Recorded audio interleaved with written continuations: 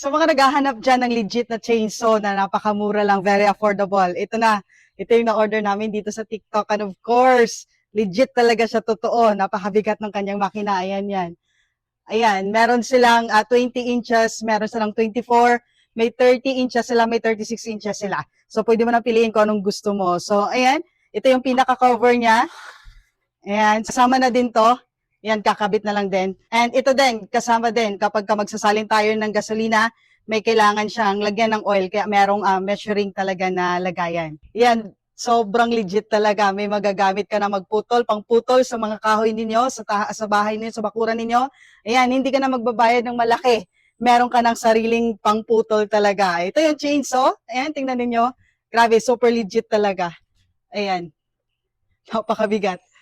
Ayan, so hindi ka na magbabayad. Of course, made in Germany ito na chainsaw na na-order natin dito sa TikTok. Ayan, sa mga naghahanap or gusto din ng legit talaga na chainsaw na ma-order online dito sa TikTok, you can check the yellow basket below kung saan namin na-order para legit din na matanggap ninyo katulad dito sa amin. Ayan, check out nyo na din habang meron pa.